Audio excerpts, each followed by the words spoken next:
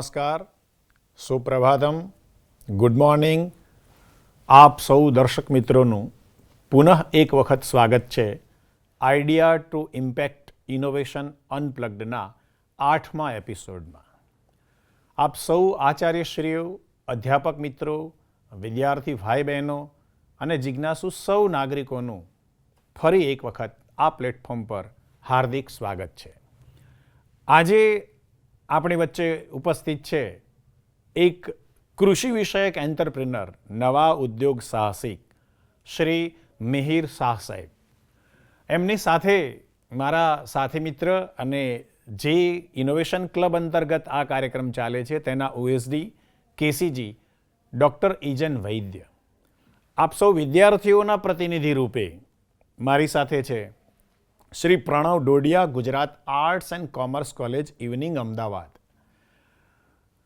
આપ સૌને આજે એક આપણા મૂળભૂત ભારતીય કહી શકાય તેવા ઉદ્યોગ સાહસિક અને ઉદ્યોગ સાહસિકના ફિલ્ડ એટલે કે કૃષિ વિષયક એન્ટરપ્રિનર વિશે વાત કરવી છે. આપણો દેશ પ્રાચીન સંસ્કૃતિ, વેદોથી લઈને વેબ સુધી જોઈએ તો ભારતીય સંસ્કૃતિ કૃષિ પ્રધાન સંસ્કૃતિ અને ઋષિ પ્રધાન સંસ્કૃતિ રહી છે. આઝાદી પછી 25 વર્ષ સુધી આપણે સતત ખેતીનો સમૃદ્ધિ કેવી રીતે થાય, કેવી રીતે આ કૃષિ વધારે ને વધારે આપણને ઉપયોગી બને એના વિશે સમય કાઢ્યો. બીજા 25 વર્ષ આપણે વિશ્વની સાથે કદમ મિલાવવા અન્ય દેશોને ધ્યાનમાં રાખીને ઉદ્યોગ માટે આપ્યા. ત્રીજા 25 વર્ષ આપણે કમ્પ્યુટર અને આઈટી ફિલ્ડને આપ્યા. પણ હવેના માનનીય વડાપ્રધાનશ્રી પણ કહે છે કે 2047નું ભારત એ વિકસિત ભારત છે અને એને માટે આગામી 25 વર્ષ હવે આપણે સૌએ એન્ટરપ્રિનરશીપ એટલે કે ઉદ્યોગ સાહસિકતામાં અડીખમ રહીને આપણા ગુજરાતને, આપણા ભારતને વિશ્વ સામે કદમ મિલાવીને એક અનોખા ભારત તરીકે મૂકવું પડશે. અને એની વાત આજે આપણે એક નાનકડા કૃષિ એન્ટરપ્રિનરથી કરીશું. મિત્રો, આપ સૌ જાણો છો કે ખેતી એ આપણા ભારતીયોની, ખાસ કરીને ગુજરાતીઓની અને ભિન્ન ભિન્ન ભૂપૃષ્ઠ છે ત્યારે આપણા ખેડૂતોની, કિસાન ભાઈઓની રોજગારી છે. એમાં અનેક નાના મોટા વિઘ્નો હોય. એને ઢોર, મોર, ચોર, કીટ, પતંગ એમ અનેક કહી શકીએ છીએ. આ આપણો વારસો છે. એમ કરતાં કરતાં જે બચે તે એ પોતાના ઘેર લઈ આવે અને હવે એ જેને કહેવાય ને કે માર્કેટ સુધી મૂકે. પરંતુ જમાનો બદલાયો છે.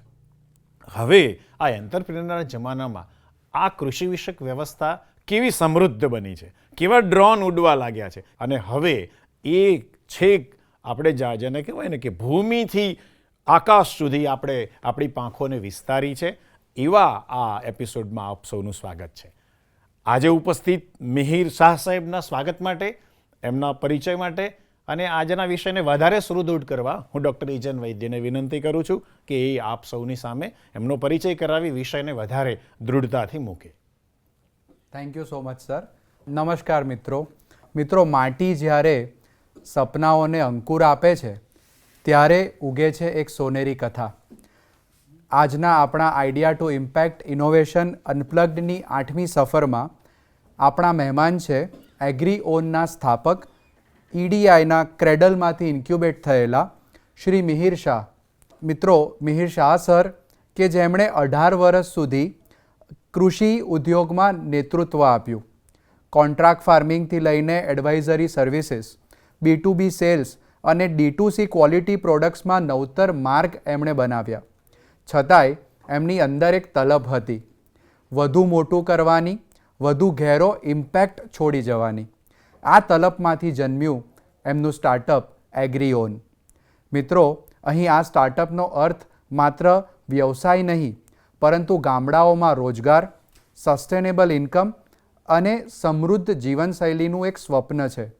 ગામના યુવાનોને ઉદ્યોગપતિ બનાવવાનો એક સંકલ્પ છે.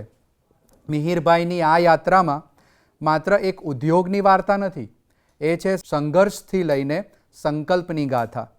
ખેતરની સુગંધમાંથી લઈને ડ્રોનની પાંખો સુધી અને બહેન રીનાબેન સાથેના બ્રધરથી લઈને કો ફાઉન્ડર સુધીના બંધનની અને રોકાણકારોની કસોટી સુધીની આ વાત છે. મિત્રો, આજે આપણે સાંભળવાના છીએ ઇન્ટ્રાપ્રિન્યરથી લઈને એન્ટરપ્રિન્યર બનવા સુધીની મિહિરભાઈની સફર. તો let's here it out from the horses mouth itself.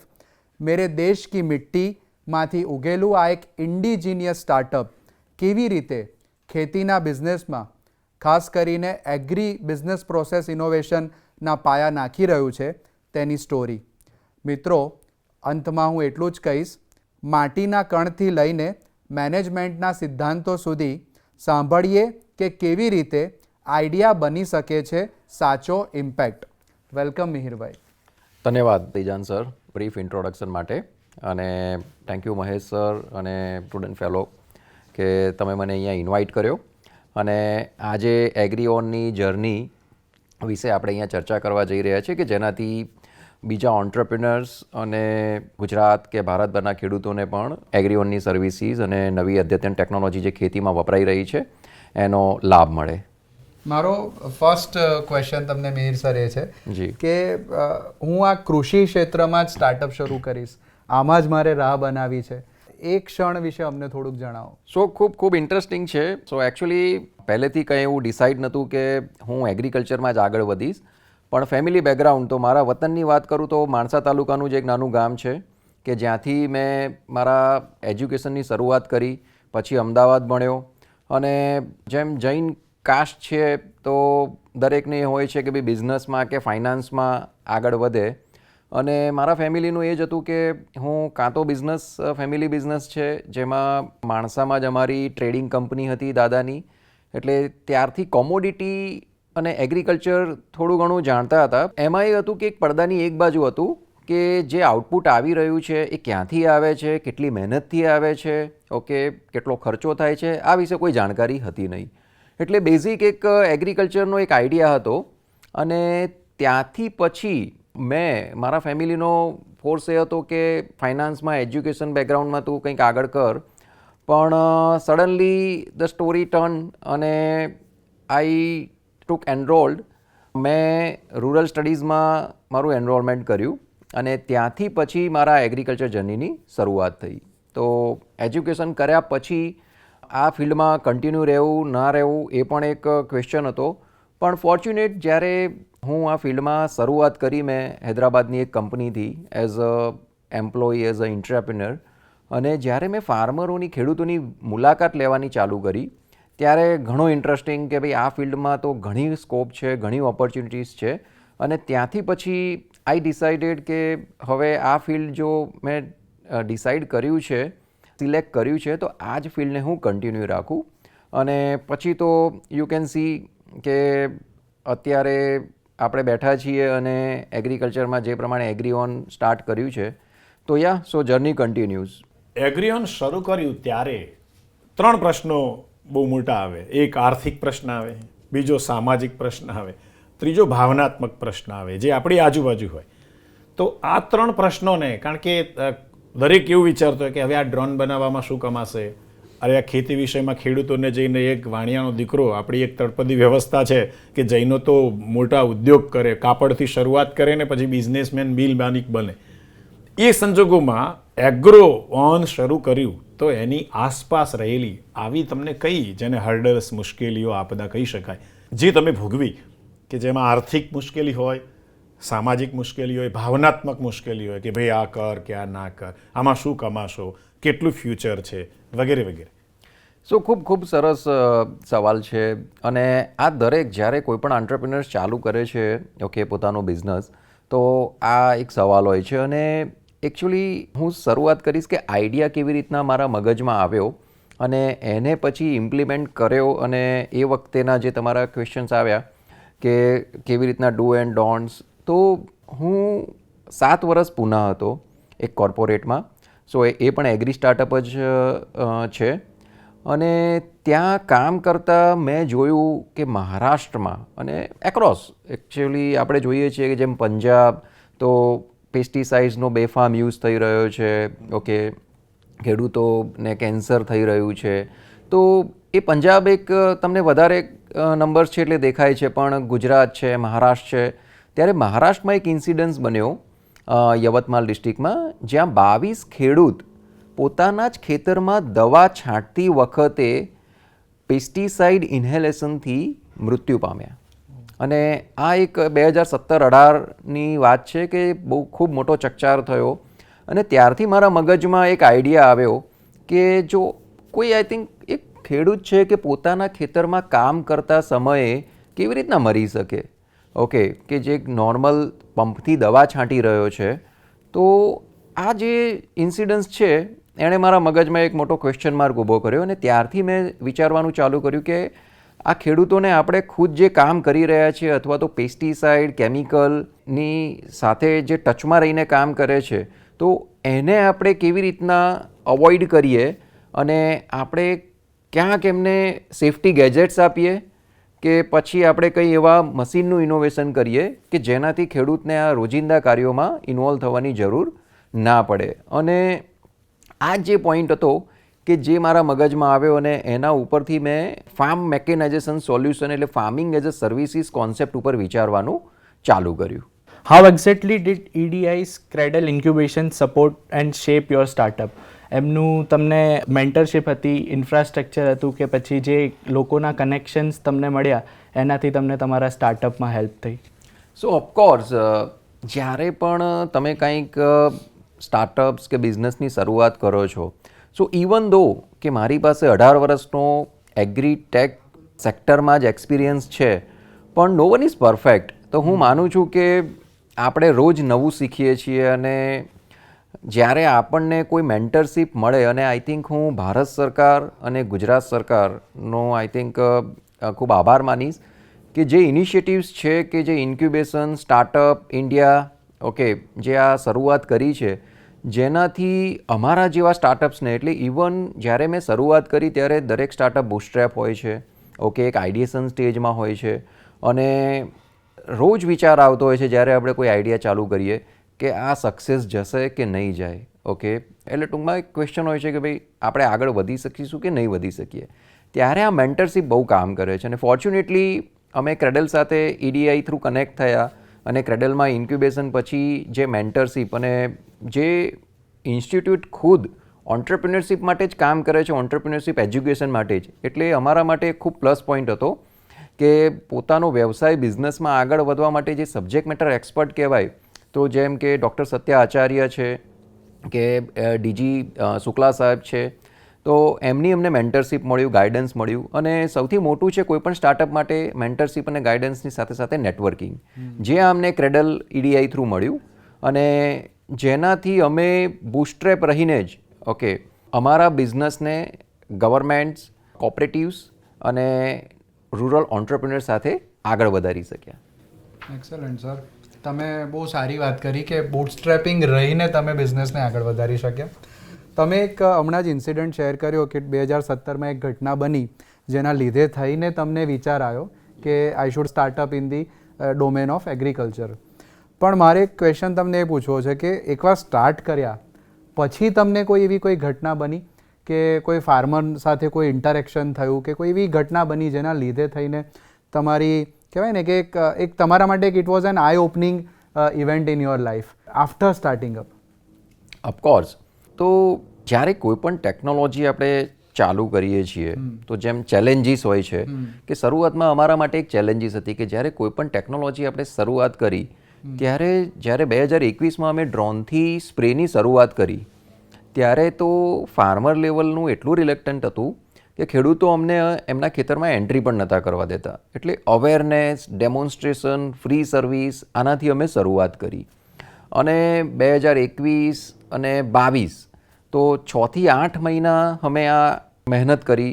અને એના પછી હું વાત કરું તો એક દિવેલાનો ખેડૂત હતો કે જેણે દિવેલાની ખેતી કરી હતી અને એનો કોલ અમારા કસ્ટમર સપોર્ટ નંબર ઉપર આવ્યો. એટલે એ વખતે તો કસ્ટમર સપોર્ટ સમજો કે હું અને રીનાબેન જ હતા શરૂઆતમાં. તો રીનાબેન ઉપર એનો કોલ આવ્યો અને એણે કીધું કે મારા દિવેલાના ખેતરમાં ઈયળો પડી છે અને મારે ડ્રોનથી દવાનો છંટકાવ કરાવવો છે. એટલે હવે અમારા માટે તો આ પાક નવો હતો કારણ કે જ્યારે અમે બિઝનેસની શરૂઆત કરી ત્યારે અમે એવું જ વિચાર્યું હતું કે ભાઈ અમે પેડી છે, પોટેટો છે, દાડમ છે, એટલે આવા કોઈ હાઈ વેલ્યુ ક્રોપ્સ છે કે જેમાં વધારે બોટલનેક છે એને આપણે સોલ્વ કરીશું. પણ દિવેલા તો સસ્તો ક્રોપ આપણે કહી શકીએ. તો એમાં તો અમારું કોઈ ફોકસ જ નહોતું, અમે સ્પ્રે જ નહોતો કર્યો. એટલે અમે ફાર્મરને કીધું કે સાહેબ અમને ખબર નથી કે કેટલો તમને રિઝલ્ટ મળશે. તો એ ફાર્મરે અમને કીધું કે 30% રિઝલ્ટ મળતું હોય ને સર તો પણ તમે આ ડ્રોન મોકલી આપો. અને અમે પણ અખતરો લીધો કે એના 8 એકર માટે અમે ડ્રોનને મોકલી આપ્યું અહીંયાથી 125 કિલોમીટર દૂર બનાસકાંઠા. અને અમારી ટીમે ત્યાં સ્પ્રે કર્યો અને 5મા દિવસે એ ખેડૂતનો કોલ અમારા કસ્ટમર સપોર્ટ નંબર ઉપર આવ્યો અને એણે રીનાબેનને કીધું કે તમે અને બીજા તમારા જે ભાઈ હતા કે જેમની સાથે વાત થઈ હતી એમને મારે વાત કરવી છે. એટલે અમે પણ ઉત્સુક હતા કે ભાઈ રિઝલ્ટ મળ્યું છે નથી મળ્યું. ત્યારે એ ખેડૂતે કીધું કે સાહેબ હું તમને અત્યારે અહીંયા હાથ જોડીને ખૂબ ખૂબ ધન્યવાદ કરું છું કે જો તમારું ડ્રોન ના હોત તો 3 થી 4 દિવસમાં જે હેરી કેટરપિલર કહેવાય એનાથી મારું ખેતર 3 થી 4 દિવસમાં ખલાસ થઈ ગયું હોત. અને આજે તમારા ડ્રોનના કારણે મારી આ 3 થી 4 લાખની ખેતી ઊભી છે. તો આ એક ઇમ્પેક્ટ કરી ગયું કે ધેન ઘણા ચેલેન્જીસ હતા, બોટલનેક્સ હતા કે આ ટેકનોલોજીમાં ગવર્મેન્ટ પોલિસીસ ઇન્ટરવેન્શન પણ ઘણું હતું. પણ એણે અમને મોટિવેટ કર્યા કે આપણે જો આનાથી એક ઇમ્પેક્ટ ક્રિએટ થઈ શકે છે એક ખેડૂત ઉપર તો કેમ આપણે આને રેપ્લિકેટ કરીને હજારો ખેડૂત ઉપર આ ઇમ્પેક્ટ ના કરી શકીએ. અને ત્યાંથી ધેન આઈ થિંક હું કહું કે એક ટર્નિંગ પોઈન્ટ હતો થોટ પ્રોસેસને કે એણે મારા વિચારને વિંગ્સ આપી અને પછી તો અમે પાછું વળીને જોયું જ નથી આમાં. બહુ સરસ. વિદ્યાર્થી મિત્રો અહીંયા સૌ ઉપસ્થિત છે અને હવે આખું વિશ્વ જ્યારે આ અમારું પોડકાસ્ટ જોવાનું છે ત્યારે હું વિનંતી કરું કે જે ઈયળો હમણાં જ એમણે કીધું કે મૂછોવાળી કાળી મોટી ઈયળો કે જેણે 3 દિવસમાં જ બનાસકાંઠાના એ આપણા કિસાનભાઈનું ખેડૂત ખતમ કરી દીધું હોત એનું એક ચિત્ર પણ આપણે સાથે જોઈએ. તો વિદ્યાર્થીઓ આપ જોઈ રહ્યા છો કે એક જ એરંડાના પાંદડામાં આપણે સૌ ગુજરાતીઓ એરંડા દિવેલા 2 નામથી સારી રીતે જાણીએ છીએ. તો એને કેટલા 3 દિવસમાં તો ખેડૂતની બધી મહેનત લગભગ 6 મહિના થાય. દિવેલા અત્યારે અષાઢના શ્રાવણ માસના અંતમાં વાવશે અને છેક દિવાળી પછી સુધી એ ધીરે ધીરે મોટા કરશે અને ત્યાર પછી એ એની જેને કહેવાય માળો કાપશે તો કશું રહેશે જ નહીં. એટલે આપ વિદ્યાર્થી મિત્રો એ ધ્યાન રાખો કે મિહિરભાઈ છે અમદાવાદમાં પણ કામ બનાસકાંઠાના એક ખેડૂતના ખેતરમાં પણ એમના ડ્રોન ઉડે છે અને હવે આપણને ચોક્કસ પ્રકારની દવાનો છંટકાવ કરી આપે છે. ન કેવલ ચીકુડી, દાડમડી કે એવા મૂલ્યવાન પાકોનું જ સુરક્ષા કરવી એવું જરૂર નથી, દિવેલા બી એટલા જ અગત્યના અને મૂલ્યવાન છે. હવે સીધો પ્રશ્ન મારો મિહિરભાઈને છે કે આપે હમણાં જ આપના બહેનશ્રીનું નામ લીધું કે રીનાબેન પણ આપની સાથે આ વ્યવસાયમાં જોડાયેલા છે. આમ તો ભાઈ બહેનનો સંબંધ આપણે રાખીનો હોય છે, પ્રેમનો સંબંધ છે, સૌહાર્દનો સંબંધ છે, પરિવારનો સંબંધ છે. પણ મોટે ભાગે દીકરીઓ વ્યવસાયમાં હોય અને વળી પાછી આવા ડ્રોનના વ્યવસાયમાં પાછી દીકરીઓ જોડાયેલી હોય એ સંજોગોમાં આપણે આર્થિક, સામાજિક, વ્યવસાયિક આ બધી એમાં કોઈક વખત આપણે આના વિશે ડિસ્કસ, કોઈ ચર્ચા, હેલ્ધી ચર્ચા ક્યારેક એમ પણ થાય કે પૈસા ખર્ચવા ના ખર્ચવા, કોઈ મતભેદ પણ થાય, ક્યારેક મનભેદ પણ થાય. તો એવી કોઈ વ્યવસ્થા કે એવી કોઈ ઘટના ઘટી છે? કારણ કે વિદ્યાર્થીઓ મારા આવતીકાલે 2 મિત્રો બી વ્યવસાય કરશે, ભાઈ બહેન બી કરશે, ભાઈ ભાઈ પણ કરશે, પિતા પુત્ર પણ વ્યવસાયમાં ઝંપલાવશે. તો એમને એક માર્કેટનો આ ખ્યાલ આપીએ કે એમાં શું સ્થિતિ હોય છે. સો જ્યારે ભાઈ બહેન ઓકે કે જેમ કીધું 2 મિત્રો તો ડેફિનેટલી અને તમે જેમ કીધું કે વિચાર વિમર્શ, ચર્ચા, ઓકે એગ્રીમેન્ટ, ડિસએગ્રીમેન્ટ આ થતું હોય છે. અને ડેફિનેટલી નાના હતા ત્યારે પણ અમે ઝઘડતા હતા અને અત્યારે પણ થતું હોય છે. સો કોઈક વાર તો સિચ્યુએશન એવી આવે છે કે અમારા બંનેમાંથી એક રૂમ વોકઆઉટ કરીને પણ ઓકે. બટ આ બધા જે ડિસએગ્રી અને એગ્રી અને ડિસએગ્રીમેન્ટ હોય છે કે આપણે આપણા એન્ડ યુઝરને કેવી રીતે સારી સર્વિસ આપીએ, આપણે આપણા કસ્ટમરને ઓન ટાઈમ કેવી રીતના આપણા કમિટમેન્ટ ડિલિવરી કરીએ. ઓકે સો એ પ્રાઇઝિંગ બાબતે છે કે સર્વિસ બાબતે છે કે ઓન ટાઈમ રિસ્પોન્સ માટે છે. તો અમારા બંનેનો એકબીજાનો તો આ ચાલતું જ રહેતું હોય છે. અને જેમ રીનાબેનની વાત કરું તો as being the women okay તો એ હર વખતે ઇમોશનલી થોટ ધરાવે છે. તો બહુ જરૂરી છે કે જ્યારે તમે તમારા એન્ડ યુઝર કસ્ટમર સાથે એક ઇમોશનલ ટચ ક્રિએટ કરો છો અને હું મારો કોર્પોરેટ બેકગ્રાઉન્ડ રહેલો છે છેલ્લા 18-19 વર્ષમાં, એટલે હું થોડું પ્રોફેશનલી વધારે વિચારું છું કે આને આપણે કેવી રીતના આગળ લઈ જઈએ છીએ, બિઝનેસ નંબર્સ. તો ડેફિનેટલી અમારા બંનેના એકબીજાના જે પણ અનુભવ છે એ કામમાં આવે છે કે મારો બિઝનેસ નંબર્સ ડ્રીવન્સ અપ્રોચ અને એમનો છે કે એક Lehmann ground level emotional touch. તો આ બંનેનો ખૂબ ફાયદો મળ્યો છે અમારા બિઝનેસને અને એ જરૂરી પણ છે. પણ છતાં પણ અમે કંપની અને કસ્ટમર માટે જે સારું છે એના માટે છેલ્લે અમે બંને એગ્રી હોઈએ છીએ. એટલે તમે કદાચ કીધું તેમ તમારા જે બેન છે તે ઇક્યુ લઈને આવે છે અને તમે મે બી કદાચ નંબર્સ ગેમ એટલે કે IQ May B in terms of A business માટે તમે લાવો છો. અને એઝ યુ સેડ કે આ ઇમોશનલ કોશન્ટ પણ એટલો જ જરૂરી છે અને કસ્ટમર સાથે. એટલે ઘણીવાર આઈ એમ જસ્ટ થિંકિંગ કે તમારા ડિસિઝન ટેબલ ઉપર it's a mix of both. એટલે એ એપ્રોચથી મે બી તમે કદાચ સારા ડિસિઝન્સ લઈ શકતા હશો. કારણ કે ઘણી વખત અમુક ઇમોશન્સ ડ્રીવન ડિસિઝન્સ પણ લેવા પડે અને અમુક ડિસિઝન્સ એવા પણ હોય કે જેમાં કદાચ પ્યોરલી નંબર્સ જ ઇન્વોલ્વ હોય. તો આ બંનેનો એક મિક્સ્ડ કોમ્બો તમે બંને છો એવું કહી શકાય. ઓફકોર્સ. અને વેન યોર કસ્ટમર એટલે તમારો કસ્ટમર ફાર્મર છે, ઓકે, કારણ કે આજે અર્બન કન્ઝ્યુમર થઈ ગયા, બટ જ્યારે રૂરલ કન્ઝ્યુમર કરતાં પણ ફાર્મર છે ત્યારે આ ઇમોશનલ ટચ હોવો ખૂબ જરૂરી છે. અને જે બિકોઝ આજે જ્યારે અમે ફાર્મર પાસે પણ જઈએ છીએ તો એટલા જ ઇમોશનલ વ્યવહારથી એ લોકો અમને આગતા સાગતા કરતા હોય છે. તો આપણને ખબર છે કે એગ્રી ઓન્સ જે છે એ ડ્રોન બેઝડ અને નેનો યુરિયાની ટેકનોલોજી યુઝ કરે છે. તો આ ટેકનોલોજીથી જે સ્મોલ ફાર્મર્સ છે અને માર્જિનલ ફાર્મર્સ છે એમને કઈ રીતે હેલ્પ થાય છે એના વિશે થોડુંક જણાવો. સો જ્યારે મેં બિઝનેસની શરૂઆત કરી તો પહેલાં તો વિચાર એ હતો કે ડ્રોન ટેકનોલોજી છે એને આપણે ખુદ ઓન કરીશું અને ખેડૂતોને સ્પ્રે કરીશું.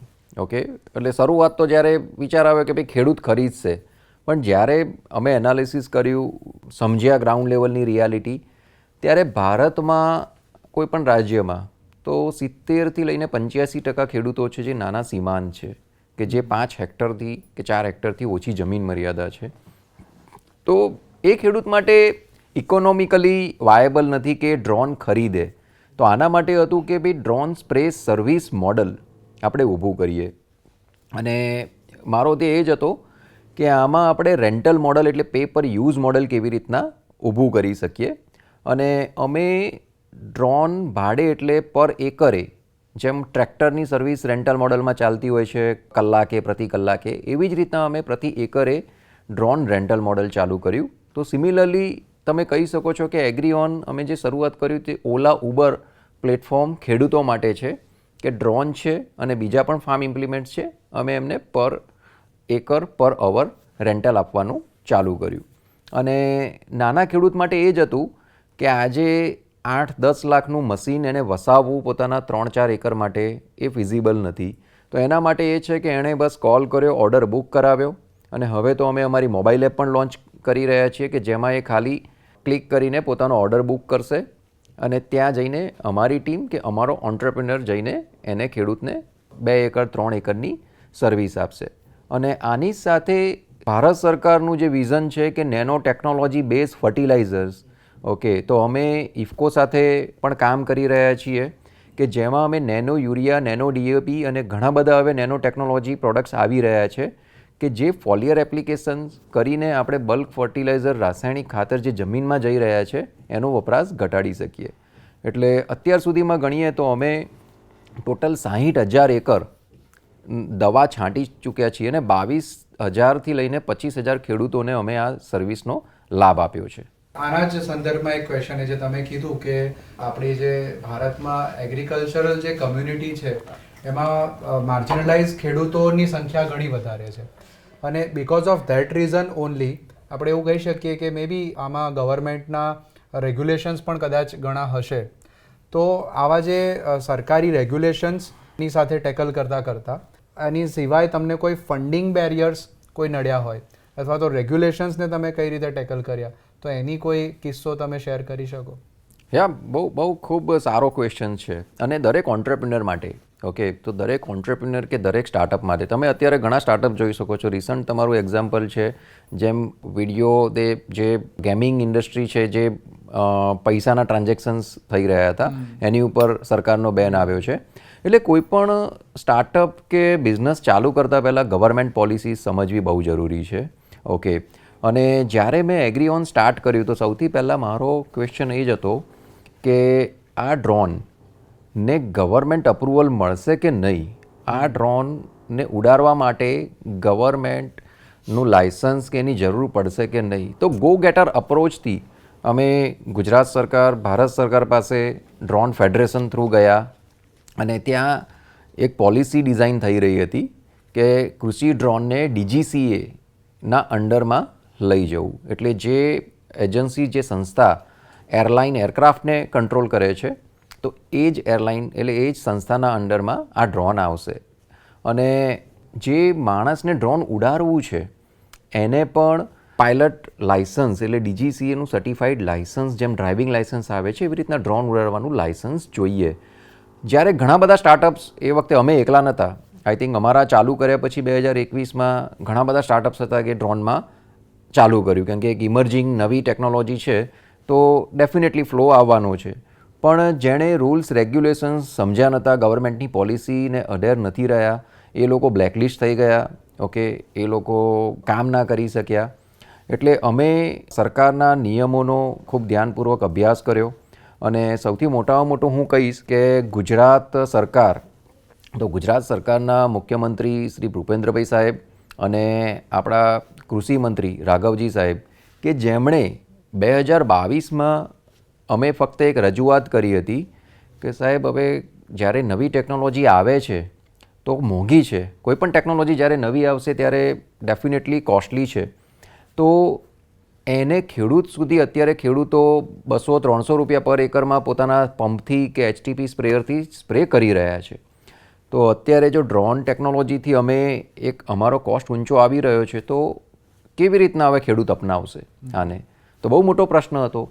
અને ગુજરાત સરકારે, કૃષિમંત્રી સાહેબે એ જ ટાઈમે તાત્કાલિક ડિસિઝન લઈને એમણે ડ્રોનથી દવા છાંટવા ઉપર, એટલે જે ખેડૂત ડ્રોનથી દવા છંટાવે છે એને 90%, એનો જે ખર્ચો થાય છે એમાં 90% કે મહત્તમ 500 રૂપિયાની સબસિડી જાહેર કરી.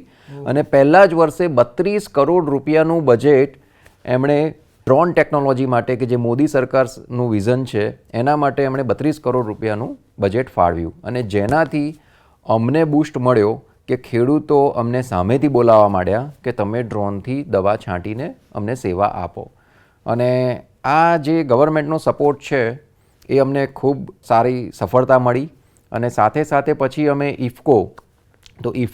ઇફકોના ચેરમેન શ્રી દિલીપ સાંઘાણી સાહેબ, એ પણ એક વિઝનરી છે કે ભાઈ ઇફકો સંસ્થાના ખેડૂતોને કેવી રીતના નેનો યુરિયા, નેનો ટેકનોલોજીનો સ્પ્રે ડ્રોનથી કરાવવો અને રાસાયણિક ખાતરોનો વપરાશ ઘટાડવો.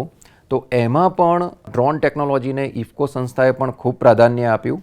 અને અત્યારે અમે છેલ્લા 3 વર્ષથી ગુજરાત સરકારમાં એમ્પેનલ છીએ અને ઇફકો સાથે અમે કામ કરી રહ્યા છીએ. તો સરકારની પોલિસી ખૂબ મહત્ત્વનો અહમ રોલ નિભાવે છે. અને ગો ગેટર અપ્રોચથી અમે જઈને જે રજૂઆતો કરી એ રજૂઆતોને ખૂબ સારી રીતે, કોઈકવાર ઇન્ફ્રાસ્ટ્રક્ચરના પ્રશ્નો થયા હશે. સમજી લો કે બનાસકાંઠાના કોઈ ખેડૂતે આપની પાસે ડ્રોન માગ્યો, એ ડ્રોન ત્યાં પહોંચાડવામાં, એ સમયસર એના ઘઉંના પાકમાં કે એની દિવેલાના પાકમાં, અથવા તો તમે કીધું એમ મોંઘા એવા દાડમડીના પાકમાં, પપૈયું હોય, ચીકુડી હોય, ક્યાંક આંબા બી હશે, કારણ કે આંબાને પણ હવે એનો જ્યારે મોર હોય છે એ મંજરીઓ ખરી ન પડે એના માટે સ્પ્રે કરવો પડતો હોય છે.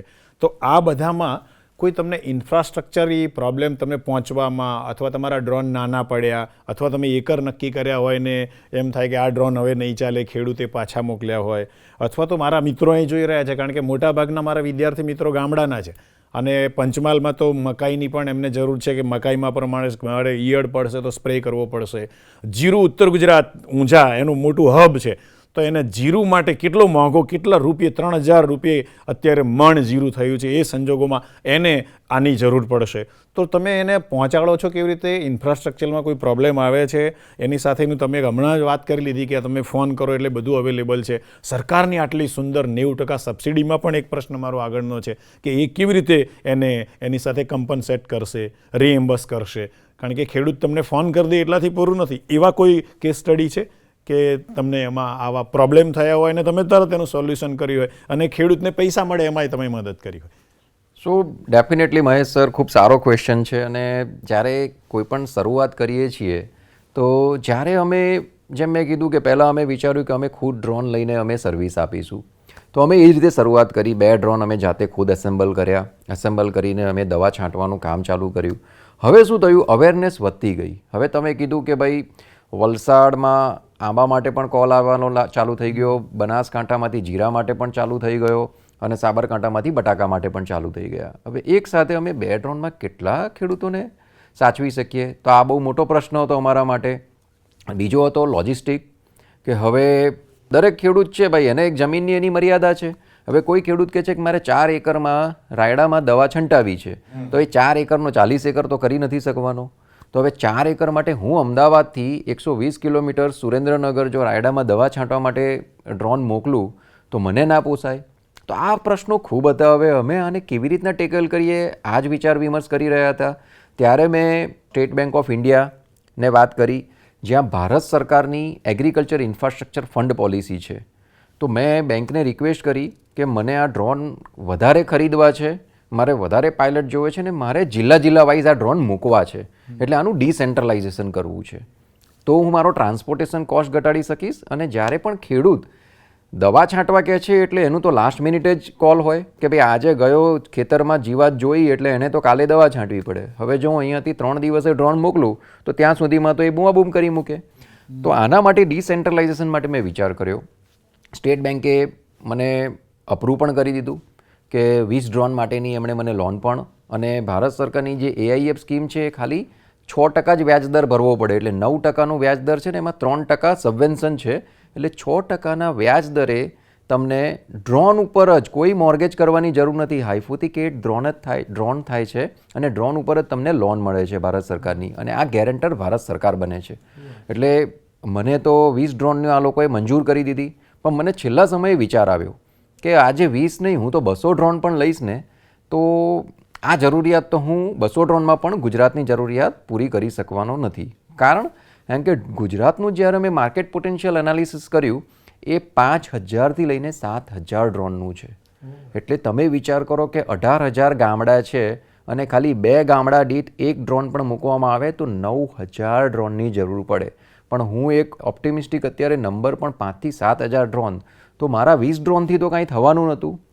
પછી મેં વિચાર કર્યો કે આને ડિસેન્ટ્રલાઇઝ કરું તો એની સાથે હું એક શેરિંગ મોડલ ચાલુ કરું કે જેમાં અમારા partner farm technology centre rural ઓન્ટરપ્રિનરને આપણે કેવી રીતના તૈયાર કરીએ કે જે ગામડામાં 10મું પાસ ભણેલો છોકરો છે કે જે કદાચ કૃષિ સ્નાતક છે, એને ક્યાંય નોકરી નથી કરવી અને ખુદનો વ્યવસાય કરવો છે, એને પૂરી બાંહેધરી, ગેરંટી, સપોર્ટ એગ્રીવન આપી રહી છે. અને ભારત સરકારની AIF જે એમનું રિસ્ક હતું કે મને 20 ડ્રોન આપીને એક જ પાર્ટી ઉપર રિસ્ક હતું, એને મેં ફ્રેગમેન્ટેડ કરી નાખ્યું ને એક રૂરલ ઓન્ટરપ્રિનરને તૈયાર કરીને એને જ લોન અપાવી SBI થ્રુ, અને એને જ મેં કામ આપ્યું. અને ગુજરાત સરકારનું ઓલરેડી મારી પાસે કામ હતું, ઇફકોનું મારી પાસે કામ હતું, એને જ મેં કામ આપ્યું. અને આ રીતે અત્યારે અમે ગુજરાતમાં 60 માઇક્રો ઓન્ટરપ્રિનર કે જેને અમે ફાર્મ ટેકનોલોજી સેન્ટર કહીએ છીએ, આ ઓન્ટરપ્રિનર્સ તૈયાર કર્યા કે જે સેલ્ફ ડિપેન્ડન્ટ છે અને મહિને 60,000થી 70,000 રૂપિયાની નેટ ઇન્કમ જનરેટ કરી રહ્યા છે. એટલે આ ડિસેન્ટ્રલાઇઝેશને અમારા લોજિસ્ટિક, અમારા ખેડૂત લેવલના ટચ અને ઓન ટાઈમ સર્વિસ આ મોડલમાં ખૂબ મહત્ત્વનો ભાગ ભજવ્યો છે. ઓકે સર, તો હવે આપણે વાત કરીએ કે મેનેજમેન્ટમાં બહુ બધા ટર્મ્સ હોય છે કે MVP મિનિમમ વાયબલ પ્રોડક્ટ, અને એક બીજો ટર્મ છે લીન સ્ટાર્ટઅપ. તો આપણે પહેલાં તમારા જે સ્ટાર્ટિંગ ઇનિશિયલ ડેઝ છે એની વાત કરીએ કે તમે કોઈ આવી રીતે તમારું એગ્રીઓન જે છે એને આવી રીતે પહેલાં શોર્ટ ટર્મ બેસિસ પર ટ્રાય આઉટ કર્યું હતું, અને જો કર્યું હોય તો એનાથી તમને શું એક્સપિરિયન્સ મળ્યો, તમે એના વિશે થોડુંક જણાવો. So right question. So as being a student તમારો ક્વેશ્ચન બહુ સાચો છે કે જ્યારે કોઈ પણ ઇનિશિયેટિવ તમે સ્ટાર્ટ કરો છો, ભલે તમારો બિઝનેસ મોટો છે કે નાનો છે, તો આજે જેટલા પણ ઘણા મોટા MNCs છે, ઓકે, અમુક હું નામ નહીં દઉં, પણ જે ગુજરાત બેઝ કંપની છે કે જે આજે મોટા ઇન્ડસ્ટ્રી બન્યા છે, okay, not in agriculture, any sector, પણ એ લોકોને કાંઈ પણ ઇનિશિયેટિવ નવો લેવો છે તો એ લોકો શું કરે છે, એક નાના પાયલટથી શરૂઆત કરે છે. એટલે અને અમુક કંપનીઓએ તો ગુજરાતને જ પોતાનો પાયલટ હબ બનાવ્યું છે. તો આ જ રીતે અમે શરૂઆત કરી કે જ્યારે અમે ડ્રોનથી સ્પ્રે કરવાની શરૂઆત, તો આખા ગુજરાતમાં, બિકોઝ આ સર્વિસ બિઝનેસ છે, તો સર્વિસ બિઝનેસમાં હું એમેઝોન, ફ્લિપકાર્ટની જેમ હોરિઝેન્ટલ એક્સપાન્શન ના કરી શકું. કારણ કે હું હોરિઝેન્ટલ એક્સપાન્શન કરું અને ઓન ટાઈમ સર્વિસ ના આપી શકું તો બહુ મોટો ક્લેશબેક ક્રિએટ થશે અને એના કારણે કસ્ટમર સેટિસ્ફેક્શન ડિસ્ટર્બ થશે. તો અમે શું કર્યું કે પોકેટ સિલેક્ટ કર્યા કે પહેલાં બોટલનેક ક્યાં છે. ભલે ડ્રોનની ડિમાન્ડ તો બધે જ આવશે, રહેવાની છે, પણ અમે પોકેટ સિલેક્ટ કર્યા કે જ્યાં રિયલ અત્યારે પેઇન છે. તો અમે અમદાવાદ જિલ્લો નક્કી કર્યો કે જ્યાં ડાંગરનો પાક થાય છે અને ડાંગરની અંદર ઇન્ટરકલ્ચર એટલે ટ્રાન્સપ્લાન્ટિંગ પછી અને હાર્વેસ્ટિંગ સુધી જે ઇન્ટરકલ્ચર એક્ટિવિટીઝ કરવી પડે છે એ બહુ ટફ હોય છે અને ખેતરમાં પાણી ભરેલા હોય છે, અંદર ચાલીને દવા છાંટવી, તો ડ્રોન એક સાચો વિકલ્પ છે. અને બીજો અમે સિલેક્ટ કર્યો બ્લોક એ સાબરકાંઠા, જ્યાં બટાકા એટલે ખરીફ સિઝનમાં અમદાવાદમાં અમે કામ કરીશું અને રવિ સિઝનમાં અમે સાબરકાંઠામાં કામ કરીશું બટાકા ઉપર, જે હાઈ વેલ્યુ ક્રોપ છે અને સાબરકાંઠાના ફાર્મરો પણ થોડા ટેકનોલોજી એડોપ્શન એમનું ફાસ્ટ છે. તો અમે પહેલાં પાયલટ તરીકે આ 2 ડિસ્ટ્રિક્ટને શરૂઆત કર્યા અને અમે વર્ટિકલ એક્સપાન્શનમાં માનીએ છીએ. એટલે હાલમાં પણ ગુજરાતમાં અમે 20 જિલ્લામાં જ કાર્યરત છીએ. એટલે જ્યાં અમારી સર્વિસ નથી ત્યાં અમે ના પાડીએ છીએ અને જ્યાં અમારી સર્વિસ છે ત્યાં અમે અમારા કમિટમેન્ટથી એ સર્વિસ ઓન ટાઈમ ડિલિવર કરીએ છીએ. એટલે લીન સ્ટાર્ટઅપ મોડલ કહેવાય. તો આ જ રીતે વર્ટિકલ એક્સપાન્શનથી અમે તાલુકા દીઠ અમે એક્સપાન્શન કર્યું છે અને આ જ રીતે અમે ટાર્ગેટ કરી રહ્યા છીએ કે નેક્સ્ટ 3 થી 4 મહિનામાં હવે અમે ગુજરાતના ટોટલ જિલ્લામાં કેવી રીતના કાર્યરત થઈએ. બહુ સારી વાત કરી સર. સ્ટ્રેટેજિકલી તમે જે આખું આગળ વધ્યા. આ સંદર્ભમાં સર મારો એક ક્વેશ્ચન છે કે જ્યારે આપણે એન્ટરપ્રિન્યોરશિપની વાત આવે છે, entrepreneurial mindset has lot to say about resources, mobilisation એનું, અને છેલ્લો શબ્દ છે રેઝિલિયન્સ. તો આ સંદર્ભમાં એ તમારા લાઈફમાં કોઈ એવો લો પોઈન્ટ આવ્યો કે જ્યારે તમને એવું થયું કે now I want to leave this field, આના કરતાં તો મારું I was working with MNC તો હું એ વધારે સારું હતું, અને એમાંથી તમે કઈ રીતે આગળ આવ્યા અથવા તમે એન્ટરપ્રિન્યોરલ માઇન્ડસેટ રાખીને એ પોઝિશનમાંથી તમે કઈ રીતે કહેવાય ને કે એને ચેલેન્જીસને તમે ઓપોર્ચ્યુનિટીમાં કન્વર્ટ કરી, એવું કોઈ ક્ષણ છે તમારા લાઈફમાં? જ્યારે કોઈ પણ નવો બિઝનેસ સ્ટાર્ટ કર્યો છે અને સ્ટાર્ટઅપ છે તો daily we are facing new challenges અને કોઈ ખબર નથી હોતી કે ભાઈ કઈ ચેલેન્જીસ કેવી રીતના આવશે. જ્યારે અમે પાયલટ રાખવાના ચાલુ કર્યા, પાયલટને હાયર કરવાના, ત્યારે શરૂઆતમાં તો કામ સારું થયું. ઓકે, અમે પાયલટને સેલરી બેઝ રાખ્યા હતા. હવે એવો સમય આવ્યો કે પાયલટની ડિમાન્ડ વધવા માંડી. હવે આજે એક યુનિટ ઇકોનોમિક્સ આપણા ફિક્સ કરેલા છે. ઓકે, તો અમુક વાર એ પાયલટને એવું થયું કે ભાઈ હું કામ નહીં કરું તો આમનું કામ નહીં થાય. તો ઘણા બોટલનેક આવ્યા. ત્યારે ખેડૂતને રાઇટ ટાઈમ ડિલિવરી ના મળે. આ પાયલટ કે આજે હું નહીં જાઉં, આજે મારે આ કામ છે, મારે બહાર જવાનું છે, હું બીમાર છું. ત્યારે એઝ બિંગ અ એન્ટરપ્રિનર તો શું કરવું? તો પહેલો મેં ડિસાઇડ કર્યું કે મને ખુદને પણ ડ્રોન ઉડાડતા આવડવું જોઈએ. જો મારો પાયલટ મારા કસ્ટમરને ઓન ટાઈમ સર્વિસ ના આપી શકે તો હું ખુદ ડ્રોન લઈને નીકળી જઈશ અને હું મારા કસ્ટમરનો એક્સપિરિયન્સ જે પણ એનો એક્સપેક્ટેશન્સ છે એને હું ફૂલફિલ કરીશ. તો મારી કંપનીમાં એકાઉન્ટ સ્ટાફ સિવાય બધી જ ટીમ ડ્રોન ઉડાડી શકે છે. તો ત્યાંથી જ રીનાબેને શરૂઆત કરી. ઓકે, અને રીનાબેન પછી ડ્રોનમાં જ વુમન એન્ટરપ્રિનરશિપ અને જે ડ્રોન દીદી પ્રોજેક્ટ છે એમાં એમણે ઘણું લીડ કર્યું. મેં ડ્રોન ઉડાડવાનું ચાલુ કર્યું અને એમાં પણ હું ખૂબ ખૂબ ધન્યવાદ આપીશ અત્યારે આપણા જે એગ્રીકલ્ચર ACS કમિશનર મેડમ છે Anju Sharma madam, doctor Anju Sharma madam. એમણે કૌશલ્યા ધ સ્કિલ યુનિવર્સિટી, જ્યાં એમણે ડ્રોન તાલીમ માત્ર 15,000 રૂપિયામાં ચાલુ કરી હતી અને ત્યાંથી જ મેં પાયલટ લાઇસન્સ લીધું અને મેં ડ્રોન ઉડાડવાનું ચાલુ કર્યું. તો આ રીતે ચેલેન્જને મિટિગેટ કરવા માટે અમે ડિસિઝન લીધો કે ભાઈ આપણને ખુદને પણ લીડરશિપને પણ તમે જે ટેકનોલોજીમાં કામ કરી રહ્યા છો એનું પૂરું નોલેજ હોવું જોઈએ. તો આ એક ઇન્સિડન્સ છે.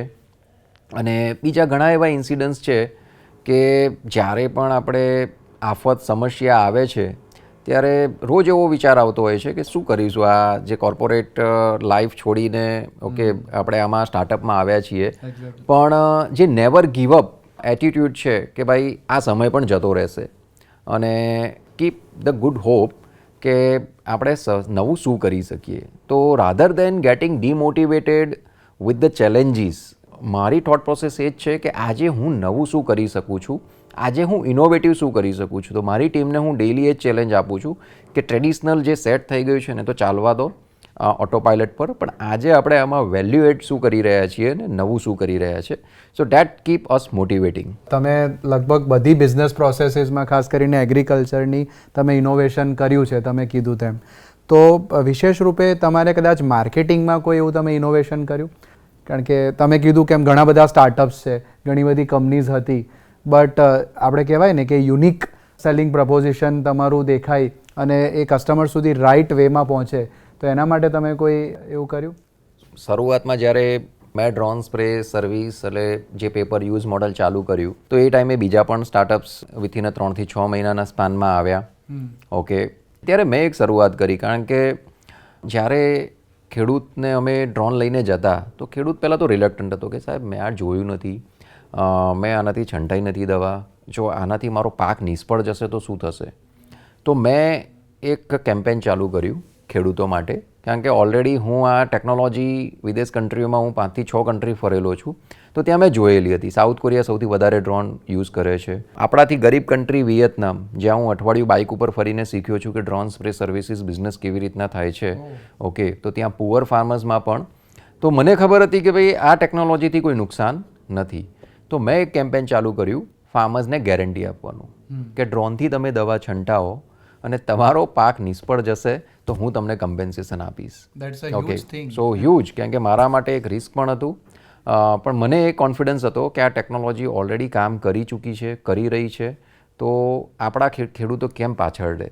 તો આજે આપણાથી પણ પુઅર કન્ટ્રીઝ, એશિયન કન્ટ્રીઝની જ વાત કરું કે જે આપણાથી 2-3 વર્ષ આગળ છે ડ્રોનમાં, તો આ ડ્રોન ચાલવાનું છે. તો મેં આ ખૂબ એક રિસ્કવાળો એક કોલ લીધો અને ગેરંટી આપવાનું ચાલુ કર્યું ખેડૂતોને. હવે સીધો આને સંલગ્ન પ્રશ્ન મારા વિદ્યાર્થી મિત્રો સાથે છે, કારણ કે અમે છે ને સર એ ઉચ્ચ શિક્ષણમાં છીએ, ટેકનિકલ શિક્ષણવાળા નથી. એટલે કે મારા જે તમામ વિદ્યાર્થીઓ આ વિડીયો જોશે, પોડકાસ્ટને માણશે, એ બધા arts, commerce, science, BBA, BCA, બરાબર, બાયોટેક એના વિદ્યાર્થીઓ છે. હવે એ કલાના જાણકાર છે, સાહિત્યના જાણકાર છે, શાસ્ત્રના જાણકાર છે, પણ આ ટેકનોલોજીથી થોડા અજાણ છે. હવે NEPમાં આમાં આવવાના જ છે. આપે કીધું હજુ 20 જ જિલ્લામાં અમે પહોંચ્યા છીએ, મતલબ એમના માટે 13 જિલ્લા બાકી છે. હજુ ત્રીજી વાત એ છે કે SBI આટલી બધી હ્યુજ લોન આપે છે, તમને આપી દો એમને બી આપશે. તો મારા વિદ્યાર્થીઓને આ ફિલ્ડમાં કેવો સ્કોપ છે એ જો તમારી સાથે મળી જાય અથવા તમારા જેવું સ્વતંત્ર વિચારે અને આવતીકાલે એ પણ એમની જાતને ઝંપલાવે કે આ એન્ટરપ્રિનર, આ ઉદ્યોગ સાહસિકતા અપનાવવા જેવી છે, કરવા જેવી છે, હવે માત્ર રોટાવીટરથી નહીં ચાલે, ડ્રોન બી ઉડાડવા પડશે, તો એમને એક સરસ મેસેજ આપો કે તમે આ કરી શકો, થઈ શકો, બની શકો અને એના માટે તમે કેવો સરળ રસ્તો અપનાવી શકો. મહેશ સર, જેમ તમે કીધું કે જ્યાં ચાહ છે ત્યાં રાહ છે. ઓકે, સો હું તમને એક સિમ્પલ એક્ઝામ્પલ કે ચલો હું તો એગ્રીટેક સેક્ટરમાં હતો. ઓકે, છેલ્લા 14-15 વર્ષથી અને મેં ડિસિઝન લીધો કે મારે આમાં જ સ્ટાર્ટઅપ ચાલુ કરવું છે અને હવે ઇનપુટ કે આઉટપુટની વચ્ચેની જે મોટામાં મોટી ચેલેન્જ છે પેકેજ ઓફ પ્રેક્ટિસીસ, આમાં મારે સોલ્યુશન આપવું છે. તો મારા માટે ડિસિઝન થોડો ચલો હળવો હતો કારણ કે મને અનુભવ હતો, પણ હું રીનાબેનની વાત કરું તો એ તો BCom LLB છે અને જો એ BCom LLB લેડી ખેતરમાં ડ્રોન ઉડાડીને ખેડૂતો સાથે મહિનાની અંદર 12 દિવસ ફિલ્ડ ટૂર કરીને જો કામ કરી શકતા હોય અને સ્ટાર્ટઅપ પોતાનું આગળ વધારી શકતા હોય અને આજે મુખ્યમંત્રી શ્રીથી લઈને ઓકે ડિસ્ટ્રિક્ટ એગ્રીકલ્ચર ઓફિસર્સ જેટલા બધા જ અધિકારીઓ જો રીનાબેનને ઓળખતા હોય કે ભાઈ આ ડ્રોન વુમન એન્ટરપ્રિન્યોર છે તો એનાથી મોટું કોઈ અચીવમેન્ટ નથી. તો મારું જે પણ સ્ટુડન્ટ્સ છે કે જેને આગળ પોતાનો બિઝનેસ કરવો છે કે જેને એગ્રીટેક સેક્ટરમાં આગળ વધવું છે, તો એના માટે આઈ થિંક બહુ ઇઝી છે કે તમારે, અને આપણા બધાનો આઈ થિંક બેકગ્રાઉન્ડ ભૂતકાળ ક્યાંય ને ક્યાંય એગ્રીકલ્ચરથી જોડાયેલો છે, એટલે તમે એકવાર શરૂઆત કરો, એટલે ડેર ટુ સ્ટાર્ટ આ તમે કરી જુઓ. અને કોઈ પણ શરૂઆત નાના પાયલટ પ્રોજેક્ટથી કરો, અને કોઈ સ્ટાર્ટઅપ્સ એટલે કોઈ ઇન્ડિવિજ્યુઅલ સ્ટુડન્ટ્સ કે ઓન્ટરપ્રિનરને વધારે ડિટેલમાં સમજવા કોઈ ગાઈડન્સ કે કોઈ મેન્ટરશિપની જરૂર હોય તો આજે ઇન્ક્યુબેશન સેન્ટર્સ છે ગુજરાતમાં, ઘણી બધી ઇન્સ્ટિટ્યૂટ્સમાં ચાલી રહ્યા છે, અને કોઈને ઇન્ડિવિજ્યુઅલી મારો પણ સંપર્ક કરવો હોય તો કરી શકો છો. પણ ડેફિનેટલી તમે એકવાર શરૂઆત કરો, નાના સ્કેલથી કરો, ફેલ થયા તો લર્ન થઈને ફરી ઇમ્પ્રૂવ થઈશું, તો એ ભાવનાથી તમે આગળ વધી શકો છો. આપે કહ્યું કે લગભગ 20 જિલ્લાઓમાં તો આપ પહોંચ્યા છો. આપની ત્યાં ને ત્યાં કોઈક ને કોઈક સાથે કનેક્શન છે. આપની વેબસાઇટ બી છે એગ્રીવન, બરાબર. હવે પાયલોટની બી તમને કમી છે. તો મારા કેટલાક વિદ્યાર્થીઓ એવા બી હોય કે સર પહેલાં પાયલોટ તો બનાવો, વી આર રેડી. તો મિત્રો તમને ખુલ્લું આહવાન છે કે મિહિર સરની વેબસાઇટ એગ્રીવન જુઓ, એમાં એમને શેની જરૂરિયાત છે એ પહેલાં શીખો, અને પછી પહેલાં ડ્રાઈવર તો બનો, પાયલટ તો બનો, પછી ખરીદો, પછી એન્ટરપ્રિનર બનો. તમારા માટે હવે spread your wings, sky is yours. તમારી પાંખો ફેલાવો મિત્રો, આકાશ તમારું છે. બહુ મજાની વાત છે. અને હવે દેશી પદ્ધતિને છોડો પણ ટેકનોલોજીને આત્મસાત કરો, એવો આજનો સમય છે. બહુ યોગ્ય વાત કરી મહેશ સર. અને આજના સાંપ્રત સમયમાં it is need of the hour એવું કહી શકાય. લગભગ મારો છેલ્લો પ્રશ્ન છે મીરભાઈ, કે next 5 to 10 years down the line તમે એગ્રીઓનને અથવા તો તમારા જે સ્ટાર્ટઅપ ના બીજા બધા જે ઇનોવેશન્સ છે એને કયા સ્કેલ ઉપર તમે જોઈ રહ્યા છો? What is your vision 5 to 10 years down the line? આ એક મારો ક્વેશ્ચન છે. અને with specific reference to any problem which you think કે નીડ્સ ટુ બી સોલ્વડ. અત્યારે તમે જોતા હોય કે આ પ્રોબ્લેમ મારે એડ્રેસ કરવો છે, તો એ સંદર્ભમાં તમે વાત કરી શકો? સો ઓફકોર્સ, તો જ્યારે અમે શરૂઆત કરી તો ગુજરાત મારા માટે હોમ ટાઉન એટલે સ્ટેટ છે કે જેમાં હું નવા પાયલટ, નવા પ્રોજેક્ટ્સ હું ટ્રાયલ બેઝિસ ઉપર કરી શકું છું. અને ત્યાંથી જ મેં અત્યારે 20 જિલ્લા અને કહું તો અત્યારે 60,000 એકર અને 22,000 થી 25,000 ખેડૂતોને સર્વિસ આપી છે. અને આજે એઝ અ બિંગ અ ઓન્ટરપ્રિનર તો વિઝન તમારું ક્રિસ્ટલ ક્લિયર અને વિશાળ હોવું જોઈએ, કારણ કે હવે તમે આ ક્ષેત્રમાં છો તો નાનું વિચારીને કંઈ મતલબ નથી, કારણ કે એગ્રીકલ્ચરમાં ઘણો મોટો સ્કોપ છે. અને હું એગ્રીઓનને જો નેક્સ્ટ 5 વર્ષમાં જોઈ રહ્યો હોઉં તો હું અત્યારે 8 થી 9 સ્ટેટ, અત્યારે જે 20 જિલ્લામાં કામ કરી રહ્યા છે, પણ નેક્સ્ટ 5 વર્ષમાં 8 થી 9 રાજ્યોમાં હવે અમે અમારી ટેક પ્લેટફોર્મ અમે અમારું ડેવલપ કર્યું છે, મોબાઈલ એપ. અને જે રીતે મહેશ સાહેબે કીધું કે અમે રૂરલ ઓન્ટરપ્રિનર્સ એટલે પાર્ટનરશિપ મોડલ ઉપર અમે આગળ વધી રહ્યા છીએ. એટલે કોઈએ એમ્પ્લોયમેન્ટ કે એમ્પ્લોયી બનવાની જરૂર નથી. ઓકે, એમણે પોતાની રીતે બસ અમારી સાથે જોડાવાનું છે અને મહેનત કરવાની છે. એ જેટલી મહેનત કરશે એ કમાશે, અને એ આગળ વધશે તો અમે પણ આગળ વધીશું. તો આ રીતે અમે 8 થી 9 રાજ્યોમાં અમારું એક્સપાન્શન, અને ટૂંક સમયમાં જ એટલે નેક્સ્ટ 5 વર્ષમાં અમે ટાર્ગેટ કર્યો છે કે અમારું 250 થી 300 કરોડનો આ બિઝનેસ અમે સ્કેલ કરી શકીએ, જે અત્યારે અમે 20 કરોડના સ્કેલ ઉપર લઈને આવ્યા છીએ. અને અમારી સાથે 500 જેટલા ઓન્ટરપ્રિનર્સને અમે જોડવા માંગીએ છીએ. અને હવે જે શરૂઆત થઈ રહી છે કે વુમન એમ્પાવરમેન્ટ, તો એમાં પણ અમારો ટાર્ગેટ છે કે 100 થી 125 વુમન એન્ટરપ્રિનર્સને પણ અમે 2 થી 3 રાજ્યોમાં જોડીને આ અમારું વિઝન જે અમારું મિશન છે એને અમે સક્સેસફુલ બનાવીએ. બહુ મહત્વાકાંક્ષી અને જોરદાર સ્વપ્ન છે સર. આઈ એમ શ્યોર કે આ તમે અચીવ કરીને જ રહેશો. અને આપણા ગુજરાતીઓના તો એમ જીનેટિક્સમાં હોય છે એન્ટરપ્રિન્યોરશિપ, એટલે આઈ એમ શ્યોર કે તમે આ ફક્ત 8 થી 10 રાજ્યોમાં નહીં પણ કદાચ ગ્લોબલી આ સ્ટાર્ટઅપને તમે લઈ જઈ શકો એવી અમારી શુભેચ્છાઓ સર. નેક્સ્ટ સેગમેન્ટમાં આપણા વિદ્યાર્થી રિપ્રેઝેન્ટેટિવ જે છે એ રેપિડ ફાયર રાઉન્ડમાં આગળ લઈ જશે.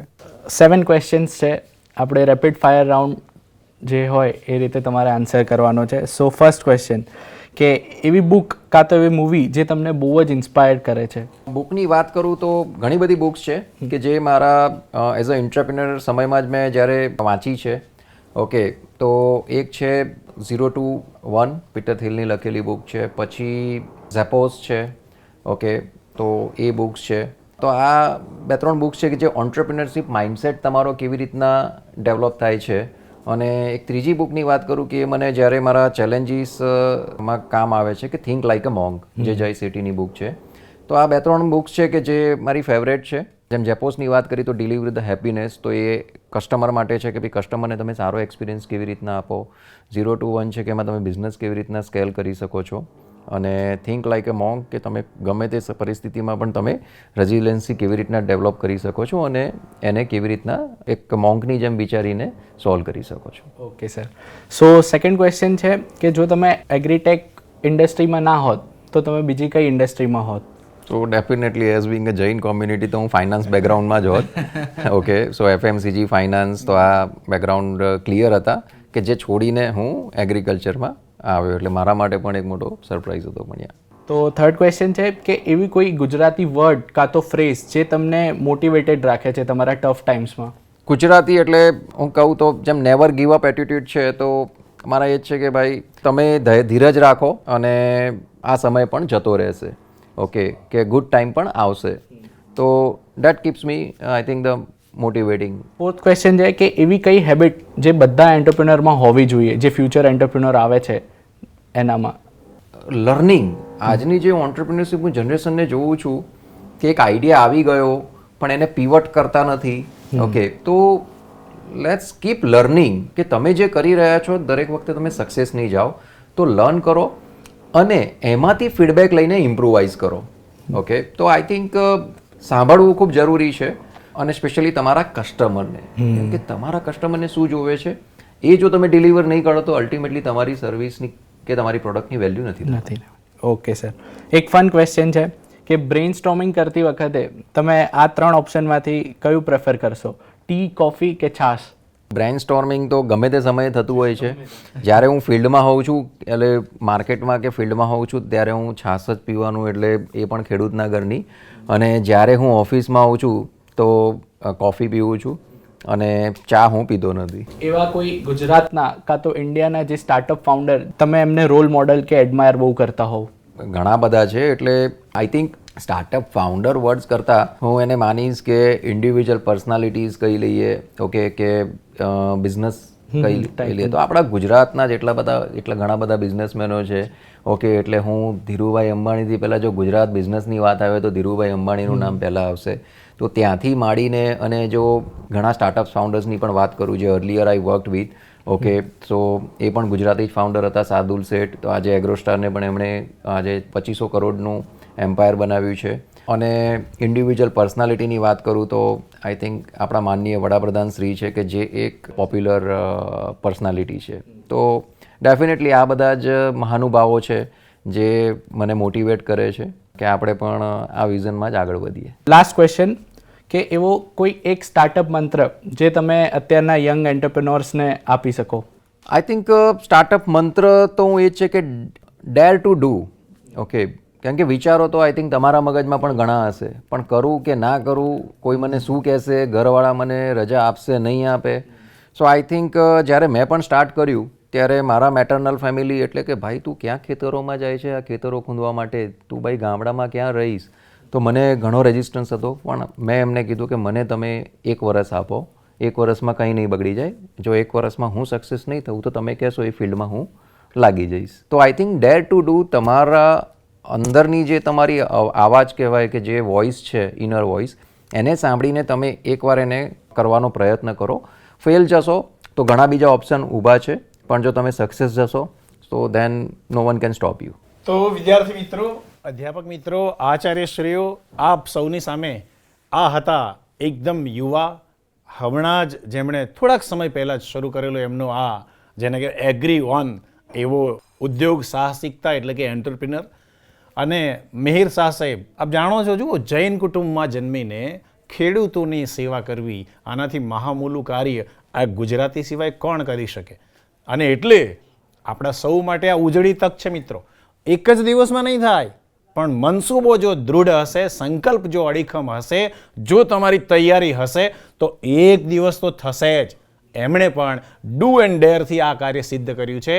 તો તમને પણ એક નાનકડો શેર છે કે मिटा दे अपनी हस्ती को अगर कुछ मर्तबा चाहे कि दाना खाख में मिलकर गुले गुलजार होता है. આપ તો ગામડા ગામના વિદ્યાર્થીઓ છો અને પ્રત્યેક ગુજરાતી ગામડાની સંસ્કૃતિવાળો તો છે જ, અને માટે તમે યાદ રાખો, એક નાનકડા વડના ટેટાનું બી કેવડું હોય છે. નરી આંખે જોવું હોય તો તમારે એને નખ કે આંગળીના ટેરવે લેવું પડે.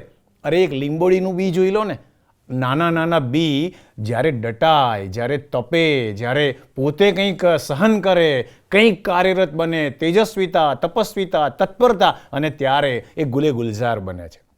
તો આપણે ગુજરાતીઓ છીએ, આપણે ક્યારેય પાછા પડ્યા નથી, અને માટે આપ સૌને વિનંતી છે કે આપ સૌ પણ આવા એક ઉદ્યોગ સાહસિક બનો. અને ફરી પાછા કહું છું, ખાસ કરીને દીકરીઓને, તમારા માટે મિહિરભાઈએ કેટલાય બારણા ખોલી દીધા છે એમની વાતમાં. આપ પણ આમાં ઝંપલાવો. ક્યાંય નારી શક્તિ પણ પાછી ના રહેવી જોઈએ. આપણી દીકરીઓ સવાઈ થવી જોઈએ, અને યત્ર નાર્યસ્તુ પૂજ્યંતે રમંતે તત્ર દેવતા, એ વાત ચરિતાર્થ થવી જોઈએ. આજે સંકલ્પ કરો. વિકસિત ભારત એકલા મોદી સાહેબનું સ્વપ્ન નથી, આપણા સૌનો સહિયારો પ્રયત્ન છે. અને એ પ્રયત્નમાં આપણે આપણી વિદ્યાકીય અંજલિ, આપણે આપણી મહેનતની અંજલિ, આપણે આપણી બુદ્ધિની અંજલિ, આપણે આપણી આવડતની અંજલિ, આપણે આપણા ખેડૂત ભાઈઓને મદદની અંજલિ કરવાની છે. અને તો જ ભારત એ વૈશ્વિક ભારત બનશે અને એ વિશ્વગુરુ બનશે. આપ સૌનો આભાર, ધન્યવાદ અને નમસ્કાર. આપ સૌ નિરાંતે આ પોડકાસ્ટ જોશો અને એ પ્રમાણે પોતાનું જીવન કાર્યરત કરી અને એક નવા એન્ટરપ્રિનર બનશો, એવી શુભકામનાઓ સાથે વિરમું છું. ધન્યવાદ, નમસ્કાર.